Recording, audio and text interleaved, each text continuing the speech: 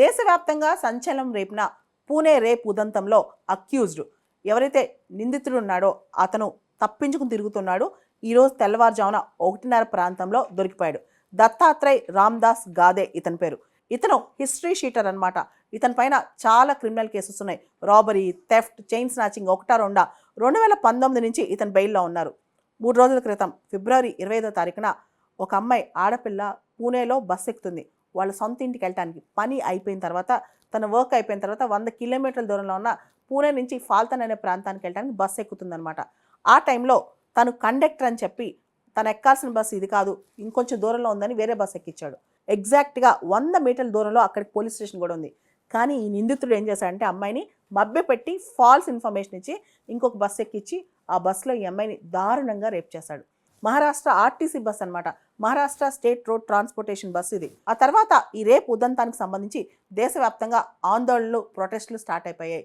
Politicians కూడా involve అయిపోయారు. Former chief justice of India Chandrachud గారు అయితే ఇది నిర్భయ ఇన్సిడెంట్తో పోల్చారనమాట. అవును, నిర్భయ ఇన్సిడెంట్, దిశ ఇన్సిడెంట్ మనం చూస్తున్నాం. అసలు మహిళలకి భద్రత ఎక్కడ? తను పని చేసుకుని బయటికి వెళ్ళాలి, బయటికి వెళ్ళి పని చేసుకోవాలి, పని చేసుకున్న తర్వాత ఎలా అయినా సరే ఇంటికి చేరాలని చెప్పి ఆత్రంగా ఒక మహిళ పరిగెడుతూ ఉంటుంది. ఇటువంటి టైంలో మీరు చూసారు దిశ ఇన్సిడెంట్లో కూడా అమ్మాయిని హైదరాబాద్ అవుట్స్కట్స్లో ఎలా రేప్ చేసి దారుణంగా చంపేశారో నిర్భయ ఇన్సిడెంట్ మనం చూసాం. ఇప్పుడు పూణే ఇన్సిడెంట్, కొన్ని ఇన్సిడెంట్స్ మాత్రమే బయటకు వస్తున్నాయి. కలకత్తా ఇన్సిడెంట్, ఆర్జీ కర్ డాక్టర్ రేప్ ఇన్సిడెంట్లో కూడా ఎవరైతే తప్పు చేశారో అతనికి యావజ్జీవ కారాగార శిక్ష పడింది, ఉరిశిక్ష పడలేదు.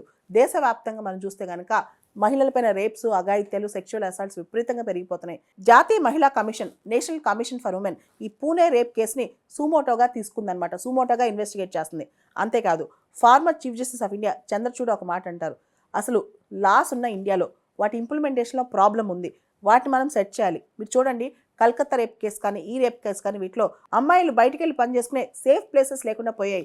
ఆర్టీసీ బస్సును నమ్ముకోలేని పరిస్థితి, 100 మీటర్ల దూరంలో పోలీస్ స్టేషన్ ఉన్న పోలీసులు రాని పరిస్థితి. ఇలాంటి పరిస్థితిలో ఇతని పైన గత 3 రోజుల నుంచి ₹1,00,000 అవార్డు పెట్టారు. డ్రోన్స్ పెట్టి వెతికిచ్చారు, డాగ్స్ పెట్టి వెతికిచ్చారు, 100 మంది పోలీసులు వెతికారు, 13 పోలీస్ టీమ్స్ బయలుదేరాయి. 3 రోజులకి ఇంకా తప్పక అతను దొరికిపోయాడు అనమాట. కానీ ఇలాంటి కేసుల్లో ఎండ్ ఉండదా? ఇలాంటి కేసులు ఆగవా? పూణే కాకపోతే కలకత్తా, కలకత్తా కాకపోతే ఢిల్లీ, ఢిల్లీ కాకపోతే హైదరాబాద్, ఇలాంటి రేప్ కేసులకు మాత్రం ఎండ్ లేకుండా పోతుందన్నమాట. ఈ పూణే రేప్ కేసులో ఎవరైతే అక్యూజ్డ్ ఉన్నారో అతను రిపీటెడ్ అఫెండర్ అనమాట. ఇతనిపైన హిస్టరీ షీటర్ ఉంది. అంటే 2019 వరకు ఇతనిపైన చాలా క్రైమ్స్ ఉన్నాయి. 2019లో ఇతను బెయిల్ పైన వచ్చాడు. బెయిల్ పైన వచ్చిన తర్వాత ఎన్ని క్రైమ్స్ చేశాడో లెక్కే లేదనమాట. ఇలాంటి వాళ్ళకి, ఇలాంటి రిపీటెడ్ అఫెండర్స్కి అసలు బెయిల్ ఇచ్చినప్పుడు, ఇలాంటి తప్పులు చేసినప్పుడు వాళ్ళపైన ఎలాంటి శిక్షలు వేయాలి? రెండోది, కంటిన్యూస్గా తప్పులు చేస్తున్న వాళ్ళకి అసలు బెయిల్ క్యాన్సిల్ చేస్తే తప్పేంటి? ఇలా క్వశ్చన్ చేస్తున్న వాళ్ళు కూడా చాలామంది ఉన్నారు. సో బెయిల్ మీద వచ్చిన వాళ్ళకి GPS ట్రాకర్స్ పెట్టి వీళ్ళు ఎక్కడున్నారు, ఎలాంటి పని చేస్తున్నారు, ఇలా ఎక్కువ అఫెన్సెస్, ఒక 10-15 అఫెన్సెస్లో ఇన్వాల్వ్ అయిన వాళ్ళకి GPS ట్రాకర్స్ పెట్టి వీళ్ళు ఏం చేస్తున్నారో ట్రాక్ చేయడం తప్పనిసరి అని చెప్పి అనుభవజ్ఞులు చెప్తున్నారు.